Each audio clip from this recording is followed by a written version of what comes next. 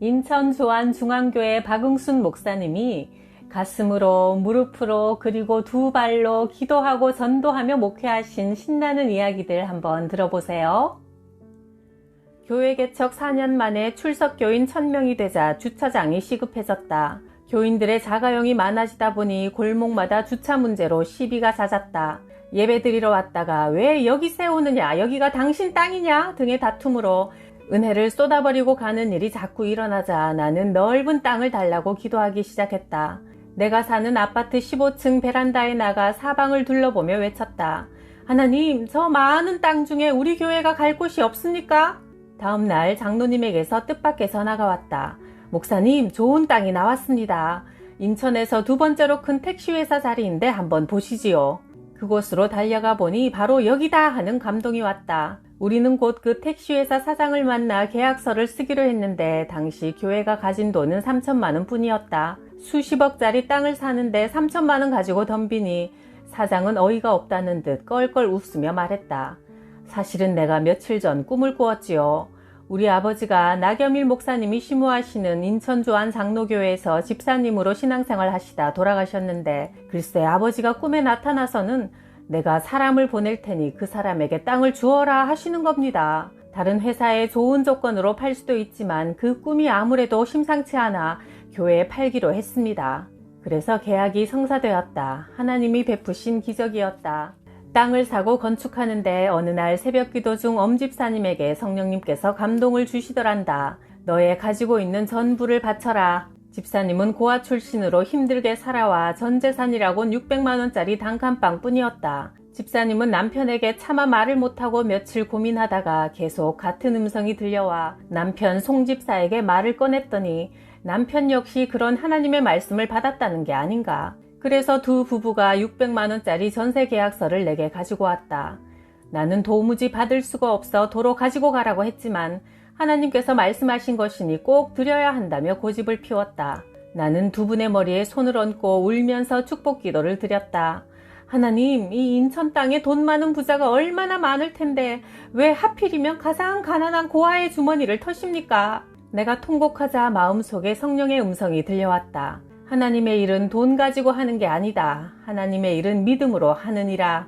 이 일로 인해 많은 성도들이 감동을 받아 금가락지를 끼고 다니던 분들이 너나 할 것 없이 모두 빼서 하나님께 바쳤다. 단칸방을 들인 엄집사님 내외는 갈 곳이 없었고 그때 우리도 사택을 바쳐 갈 곳이 없어 우리 두 가정은 교회에 움막집을 쳐놓고 살았다. 하나님, 겨울이 다가오는데 올해가 가기 전에 저들에게 살 집을 주십시오. 나는 간절히 기도했고 택시 운전을 하는 송집사님은 쉬는 날엔 교회 자비를 도맡아 하곤 했다. 그러던 어느 날 몇 장의 서류를 들고 와서 말했다. 목사님, 이번에 시에서 무주택자들에게 주공임대 아파트를 준대요. 마지막으로 남았다고 하니 한번 넣어볼까요? 그래서 접수했는데 무려 800대 1에 추첨해서 당첨이 되어 12월 28일 연말을 사흘 앞두고 송집사님은 새 아파트로 이사를 갔다. 하나님은 더 좋은 집을 주시려고 단칸방을 달라고 하신 것이다. 안과 의사인 우리 교회 집사님은 건축 헌금을 하려고 하니 새마을 금고에 1000만원짜리 적금 통장뿐이었다. 집사님은 새마을 금고에 가서 1억 원 대출을 요구했고 은행은 그분의 신용을 믿고 대출해 주었다. 그래서 집사님은 1억을 건축 헌금으로 드렸다. 그 후 전에 없던 일이 생기기 시작했다. 환자들이 몰려드는데 어떤 날은 하루에 500명이 몰려와 화장실 갈 시간조차 없을 정도였단다. 게다가 7년 전에 무주 구천동에 사둔 산이 있었는데 개발지역이 되어 수백억으로 값이 뛰어 집사님은 10층짜리 빌딩을 짓게 되었다. 하나님은 믿음으로 기쁘게 드린 것에는 이렇게 넘치도록 축복해 주시는 분이었다. 사업을 하는 어느 남자 집사님은 아무리 바빠도 교회 일이 생기면 모든 것을 중단하고 달려온다. 하나님 일을 자기의 사업보다 우선으로 두고 살았다. 어느 날 저녁 나를 찾아왔다. 목사님, 용인에 좋은 회사가 하나 있어 인수를 할까 합니다. 목사님 생각은 어떠세요? 아니 집사님, 지금 회사도 빚으로 샀는데 또 어떻게 산다는 거예요? 하루 더 기도해보고 결정합시다. 그날 밤 교회에서 철야하며 기도하던 집사님은 꿈을 꾸었다. 회사에 출근하여 자판기에서 커피를 뽑고 있는데 그 옆 건물 사장이 그 앞으로 지나가기에 돈을 좀 빌려달라고 하니 아무 말 없이 순순히 돈을 빌려주었다. 그런 이상한 꿈을 꾸고 아침에 출근하여 자판기에서 커피를 뽑고 있는데 간밤에 꿈에서처럼 옆 건물 사장이 지나가는 게 아닌가. 집사님은 희한하다 싶어 그 사장을 불러 부탁했다. 제가 이번에 회사를 하나 인수했는데 돈이 좀 부족하네요. 죄송하지만 사장님 건물을 담보로 해서 얼마간 빌려 쓰도록 해주시겠습니까? 그러자 그 사장은 쾌히 승낙했다. 담보가 된다면 그렇게 하세요. 그래서 그 돈으로 부족한 중도금을 치르게 되었다.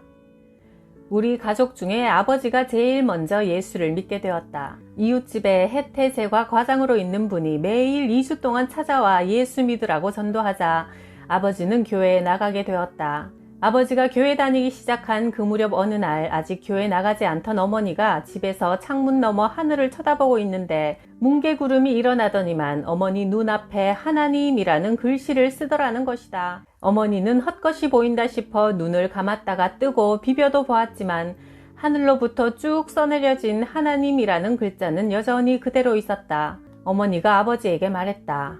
하나님이 계시긴 계신가 보구려. 나도 당신 따라서 교회를 다녀야겠소. 그리하여 당장 성경책과 찬송가를 사시고 신앙생활을 시작하셨다. 훗날 어머니는 자궁암에 걸려 방 안에 쌀 썩는 냄새가 진동할 정도로 증세가 심해졌다. 오살리 기도원에 올라가 금식 기도를 시작했는데 이틀째 저녁 예배를 마친 후 어머니가 계속 남아 기도하는 중 갑자기 강단에서 불덩이 하나가 날아오더니 어머니 치마폭에 떨어지더란다. 어머니는 아랫배에 불이 붙자 뜨거워서 밤새도록 떼굴떼굴 구르다가 아침에 화장실에 가서 시커먼 암덩어리를 다 쏟아냈다. 그 후 어머니는 전도왕이 되어 1년에 수백 명씩 전도했고 늘 기도에 힘쓰며 사셨다. 그런 어머니의 모습을 곁에서 지켜보며 나 역시 하나님을 체험적으로 알게 되었고 결국 목회의 길로 가게 되었다.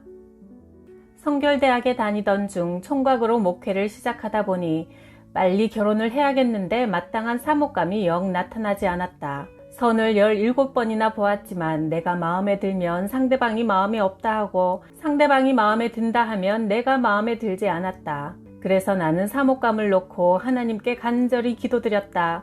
첫째, 영적으로 맞는 사람을 주소서. 둘째, 양가 부모가 다 신앙인이어야 합니다. 셋째, 나는 통통한 여자가 좋으니 삐쩍 마른 사람은 피해 주소서. 넷째, 하나님 솔직히 고백합니다. 예쁜 여자를 주옵소서. 우리가 기도할 때 구체적으로 구해야 응답되었을 때 그저 우연히 두리뭉실 맞은 게 아니라 하나님께서 세밀하게 응답하셨음을 알게 되는 것이다. 하나님은 내 기도를 그대로 응답해 주셨다. 어느 날 신학교 수업을 마치고 집에 가는 길 함께 버스를 기다리던 친구가 말했다. 그냥 가자니 배가 고픈데 우리 어디 가서 간단한 요기라도 하고 가자. 우리는 학교 앞 분식집으로 다시 올라갔다. 그때 마침 그 친구와 사귀고 있던 여학생이 최정혜라는 기독교육학과 친구와 나란히 걸어 내려오고 있었다. 우리는 우연처럼 분식집에 마주 앉았고 라면과 김밥을 먹다가 최정혜 자매가 내게 불쑥 이렇게 물었다. 요즘 목회하시느라 많이 힘드시죠? 네, 그래서 결혼도 해야 하고 이래저래 고민이 많습니다. 최정혜 씨, 나 어때요? 순간 그녀는 얼굴을 붉히며 아주 시원스럽게 대답했다. 좋지요? 최정혜 씨, 우리 서로를 두고 기도해 봅시다. 그녀는 고개를 끄덕였다. 일이 묘하게 되어간다 싶어 나는 교회에 돌아오자마자 하나님께 기도드렸다. 기도를 할수록 최정혜, 그녀가 그렇게 사랑스러울 수가 없었다. 기도를 마치고 밤 11시 늦은 시각에 전화해서 나는 일방적으로 말했다. 내일 안양 본다방에서 다시 만납시다. 좋아요. 다시 만났을 때 그녀는 자기 이야기를 했다. 제가 사실 고등학교 때 늘 반에서 1, 2등을 놓치지 않아 부모님은 의대에 보내려고 했어요. 그런데 저는 고등학교 때 목사 사모가 되기로 서원했기 때문에 신학교에 온 거예요. 수요일 저녁 그녀는 우리 교회에 와서 예배를 드렸고 내가 열정적으로 설교하는 모습에 큰 은혜를 받았다고 했다. 곧 그녀의 어머니와 큰오빠, 집안 어른들이 혼담을 구체적으로 나누기 위해 우리 부모님을 만나게 되었다. 그들이 방문하기 전 나는 기도 중에 하나님의 음성을 들었다. 마귀가 이 결혼을 깨려고 회방하니 더욱 기도하라. 아니나 다를까 양가가 만난 자리에서 하필 폐병이 있던 아버지가 심한 각혈을 하기 시작했고 대화를 나누던 방문 일행은 모두 혼비백산하여 밖으로 뛰쳐나갔다. 그날 늦게 내가 최자매에게 전화를 하니 목소리가 전과는 달리 너무나 쌀쌀했다. 아, 정말 여자란 무서운가 보다. 그렇게 부드럽고 상냥하던 사람이 이토록 차갑게 돌변할 수 있단 말인가. 내가 담담하게 말했다. 자매님이 오기 전에 하나님이 말씀하셨어요. 우리 결혼을 마귀가 방해한다고 알려주셨습니다. 결혼은 자매님과 내가 하는 것이지 부모 형제와 하는 것은 아니지 않습니까? 그러니 자매님도 하나님께 다시 기도해 보십시오. 그 후 그녀가 하나님께 정말 저 사람이 내 남편 맞습니까? 기도하자 환상 가운데 하늘에서 커다란 손이 내려오더니 박응순 목사와 자기 손을 맞잡아 주었단다. 1984년 그래서 나는 하나님의 중매로 최정의 자매와 결혼했다. 돌이켜보면 아내는 내 목회에 있어 가장 큰 힘이었다. 내가 기도한 대로 아내는 날씬하진 않지만 통통하여 많은 교인들이 아내의 인상이 따뜻해서 교회에 나왔다고들 하니 말이다. 성결대학 신학생 시절 나는 매일 도봉산에 올라가 기도에 힘썼다. 군용 침낭 하나를 어깨에 메고 산꼭대기에 올라가서 기도하다가 바위에 우뚝 서서 주위에 늘어선 나무들을 성도라 생각하며 열띤 설교를 연습하기도 했다. 나는 밤마다 주님과 교제하는 그 재미에 취해서 그냥 힘껏 부르짖어 기도했다. 그랬더니 성령의 능력을 받게 되었다. 부르짖어 기도하라. 그러면 하늘문이 열리고 능력의 문이 열린다. 우리 집은 100평짜리 2층 양옥집이라 안락한 내 방도 있었지만 은혜를 받고 보니 교회가 더 좋아서 비가 오나 눈이 오나 교회 의자에 쭈그리고 앉아 성경 보고 기도하니 성령으로 충만해져 늘 가슴이 뜨거웠다. 가방에는 성경책과 전도지를 넣어 다니며 수업이 없는 날에는 종로 2가에서 동대문역, 청량리역으로 다니며 전도했다. 예수님은 당신을 천국으로 인도하는 구원자요. 예수 믿지 않으면 지옥 갑니다. 외치자 술 취한 40대 남자가 내게 다가와서 붙잡고 울면서 물었다. 나 같은 죄인도 다시 용서받을 수 있을까요? 저는 목사 아들로 신학 공부까지 했지만 지금은 세상에 완전히 빠져서 살아가고 있습니다. 오늘 당신을 통해 하나님의 음성을 들었습니다. 어느 여집사님이 무심코 거리를 지나가다가 내 외침을 들었다. 시험에 들어 타락하여 세상으로 나간 그 집사님은 순간 그 말이 가슴에 불도장을 찍듯이 새겨지는 것을 느껴 그 자리에서 눈물을 흘리며 회개하고 주께로 돌아왔다. 이처럼 먼저 기도하여 성령 충만함을 받고 전도하면 하나님이 예비된 영혼들을 붙여주신다. 그 시절 1980년과 81년도에 장안평에서 전도대회가 열렸고 데니스 굿델 목사님이 설교하셨는데 10,000명 가까운 성도들이 모여 성령과 은혜가 충만한 분위기였다. 안수 기도 시간 내가 환자들을 안수하며 지나가자 웬 여인이 내 옷자락을 뒤에서 잡아당겼다. 뒤돌아보니 그녀의 남편이 전신마비 환자로 누워 있었는데 일주일째나 목사님들이 안수를 빠뜨리고 그냥 지나갔다는 것이다. 내가 그 환자를 위해 간절히 기도했다. 예수 그리스도 이름으로 명하노니 일어날지어다. 그러자 그가 과연 벌떡 일어나 500평 예배당을 금세 뛰어다니는 기적이 나타났다. 그는 감격하여 500만원짜리 수표를 감사예물로 바치기도 했다. 인천 부평 어느 교회에 권사님들이 매일 밤마다 모여 철야하며 기도하는데 그 교회 재정집사가 그 모습이 못마땅해 돌아다니며 불을 끄고 보일러도 꺼버렸다. 노인들이 주책이야. 밤 깊은 줄도 모르고 기도만 하고 있다니. 전기세, 보일러 기름은 돈 아닌가? 집에 가서 손자 재롱이나 보다가 새벽기도 때나 나올 것이지 원 참. 그렇게 불평하던 재정집사가 그날 밤 꿈을 꾸었다. 교회가 옆으로 쓰러져 가는데 그 쓰러지는 건물을 땀을 뻘뻘 흘리며 떠받치고 있는 사람들이 있었다. 자기가 늘 주책이라고 빈정거렸던 바로 그 권사님들 아닌가. 그 후 집사는 크게 깨닫고 권사님들이 마음껏 기도할 수 있는 기도실을 만들자고 목사님께 건의드렸고 지금은 밤새 기도하는 권사님들이 불편하지 않도록 자상하게 돌봐드린다고 한다. 기도는 성공의 지름길이요. 기도는 하나님을 움직이는 능력이요. 교회와 목사는 기도를 먹고 산다. 기도가 있는 교회는 부흥하고 기도하는 목사는 능력이 나타나고 기도하는 성도는 축복을 받는다. 1985년 겨울 교회 고등부 학생회장이 울면서 나를 찾아왔다. 목사님, 우리 할머니가 위독해요. 아직 예수님을 영접하지 않았으니 구원받도록 예배 좀 드려주세요. 가보니 할머니는 혼수 상태로 열이 40도를 오르내리며 정신이 왔다 갔다 했다. 나는 얼른 복음을 전하고 물었다. 할머니, 예수님 믿고 천국 가고 싶으시면 아멘 하세요. 그러자 할머니는 마지막 힘을 쥐어짜 응답했다. 아멘. 내가 보기에도 할머니는 곧 돌아가실 것 같아 머리에 손을 얹고 기도했다. 하나님, 오늘 할머니가 예수님을 구주로 영접하고 천국 가는 복을 주시니 감사합니다. 그러나 할 수만 있다면 한 번만 살려주십시오. 그 주일 할머니는 교회에 나와서 간증했다. 목사님이 손을 얹고 기도할 때 검정 보자기 같은 것이 몸 밖으로 쑥 빠져나오더니 열이 내리면서 정신이 들기 시작하더라고요. 할머니는 당시 85세였는데 이후 95세까지 10년을 더 사셨다. 할머니는 과일 장사를 했는데 항상 과일 중 제일 좋은 것을 남겨두었다가 내게 주시곤 했다.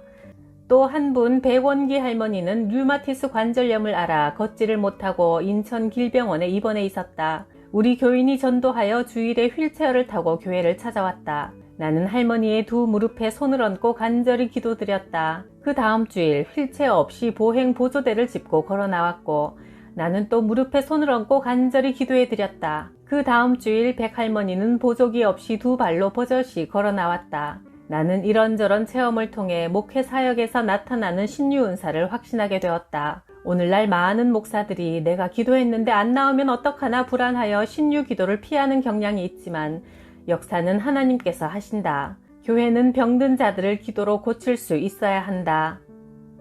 우리 교회 송기봉 장로님의 고백이다. 1996년 겨울 한 교인이 시험에 들어 교회 몇 주째 나오지 않자 나는 염려가 되어 찾아갔다. 운영하는 사업이 잘 풀리지 않아 그날도 그는 밤 10시가 넘어서야 피곤해 지쳐 돌아왔다. 대화 도중 그가 눈물을 흘리며 이런 고백을 했다. 내가 요즘 일 때문에 계속 바빠서 어느 날 새벽 1시경에 집에 돌아왔습니다. 그런데 글쎄 나 같은 게 뭐라고 우리 박응순 목사님이 그 시간에 우리 집 대문을 붙들고 울면서 기도하고 계시더라고요. 그런 모습을 2번이나 목격했어요. 그때 나를 본 목사님이 내 손을 꼭 붙잡고 기도를 해주셨는데 그때 내 손에 목사님의 눈물방울이 뚝뚝 떨어졌어요. 그 순간 내 마음도 찡해지면서 눈물이 나오더라고요. 장로님, 제가 뭐라고 목사님이 그렇게 염려해 주시는 겁니까? 제가 교회 몇 주 빠진 것으로 목사님이 그렇게 괴로워하실 줄 몰랐어요. 더 이상 그런 일로 목사님을 울릴 순 없지요. 앞으로 나 아무리 바빠도 생명이 붙어있는 한 교회는 나갈 겁니다. 사업이 어떻게 되든 하나님께 맡기고 목사님 눈에서 나 때문에 눈물 나오게 하지는 않을 겁니다. 길 잃은 양 한 마리 때문에 새벽 1시고 2시고 주저하지 않고 신방 다니며 눈물 흘리는 목사님. 그런 목자에게 하나님은 양떼를 맡기시는 것이다. 우리 교회 여집사님이 장사하는 분이었는데 그 가게가 부정적인 교인들이 모여 불만을 토로하는 본부가 되었다. 그 집사 남편이 다니던 직장을 그만두고 새로운 사업을 시작해 나는 여러 교인들과 함께 신방 가서 개업 예배를 드리고 두 부부 집사 머리 위에 축복 기도를 해주었다. 돌아오는 버스 안에서 평소 기도 많이 하시는 우리 어머니가 하얗게 질린 얼굴로 물었다. 목사님, 물고기는 축복이지요? 예, 물고기는 축복이요. 전도 열매를 의미하죠. 아까 목사님이 저 두 사람 머리 위에 손을 얹고 기도할 때 환상으로 큰 물고기 2마리가 보였는데 이상한 것은 그 2마리 물고기가 꽁꽁 얼어 있었어요. 허허, 얼어붙은 것은 좋은 게 아닌데. 사흘 후 바로 그 여집사가 엉엉 울면서 내게 전화했다. 이제 막 사업을 시작한 남편이 벌써 2곳에서 700만 원짜리 부도를 맞았어요. 집사님, 개업 예배 드리던 날 우리 어머니가 얼어붙은 물고기 환상을 보셨답니다. 혹시 어느 성도와 얼어붙은 마음은 없습니까? 혹시 목사와 얼어붙은 마음은 없습니까? 그런 게 있다면 다 회개하십시오. 그러자 그 집사님은 수화기를 붙든 채 대성 통곡했다. 제가 교회에 대해 이러쿵저러쿵 불평불만을 사람들에게 퍼뜨린 것을 회개합니다. 그는 800석 규모의 큰 예배당에 커튼을 다 해놓았다. 그 후 하나님은 그들을 축복하셔서 몇 년 후 부도 낸 사람으로부터 그 돈을 다시 돌려받았고 큰 아파트를 사서 이사를 갔다.